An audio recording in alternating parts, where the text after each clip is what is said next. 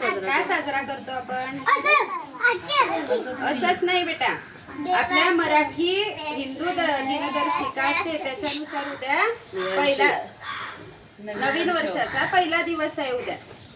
आपला बघा इंग्लिश महिन्यानुसार आपण 1 जानेवारी सेलिब्रेट करतो, 31 डिसेंबर आणि 1 जानेवारी.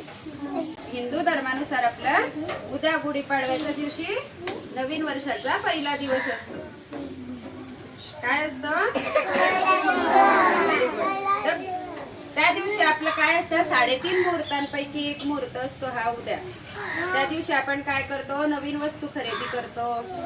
करताना मम्मी पप्पा काही पण नवीन कार्याचं असतं, आपलं घर बांधायचं असलं, काही असलं, नवीन गाडी घ्यायची असली तर उद्या आणतो की नाही आपण? तर या दिवशी काय केलेलं असतं बघा, शालिवाहन राजा असतो तर त्याने काय केलेलं असतं, शंख नावाचा राक्षस असतो त्याचा पराभव केलेला असतो, म्हणून त्याला काय म्हणतो आपण, आजपासून शालिवाहन शक सुरू होतं. आणि याच दिवशी प्रभू रामचंद्र राम ओळखता ना तुम्ही, तर त्यांना वनवासाला पाठवलेलं असतं 14 वर्ष. मग ते याच दिवशी गुढीपाडव्याच्या दिवशी काय आलेले असतात, परत आलेले असतात, म्हणून आपण हा गुढीपाडवा 14 वर्षाचा वनवास परत आलेले असतात. तर त्याच्यासाठी आपण काय साजरा करतो, हा गुढीपाडवा. गुढ्या उभारतो, मांगल्याचे प्रतीक म्हणून काय करतो, पूजा करतो गुढी उभारून. आणि या दिवशी बघा आपण काय केलं, आता लाकडाची काठी ठेवली, नवीन वस्त्र बघा आपण हे केलं की नाही, नवीन वस्त्र लावलं त्याच्यावर. आणि हे काय आहे, कडुनिंब. काय कडुनिंबाचं आहे. आणि हे साखरेची गाठी ठेवतो, हार ठेवतो आणि काय ठेवतो, तांब्या ठेवतो.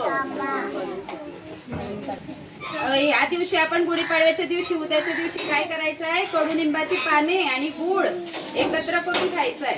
सर्वांनी एक पान तरी खाऊन बघायचंय उद्या. कडुनिंब आणि गुळ खाल्ल्यामुळे काय होतं, आपल्या शरीरात जी बघा ऊन असतं, उन्हामुळे आपल्या शरीरात काय तयार होते, उष्णता तयार होते ना, तर ती कमी होण्यास मदत होते. या दिवशी पौराणिक कथा आहे अशी की या दिवशी ब्रह्मदेव आहेत ना, त्यांनी सृष्टीची निर्मिती केली होती.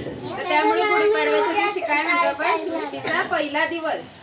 आता उद्यापासून वसंत ऋतू सुरू होतो, तर काय होतं, झाडांना नवीन पाने फुटतात बघा, छोटी छोटी, बघितली का तुम्ही? आणि आंब्याला काय येतं, मोहर येतो, कैऱ्या लागतात ना, आता आंबे खायचे असतात ना. शेती कामं करणारे बघा आजपासून उद्यापासून सुरू करतात.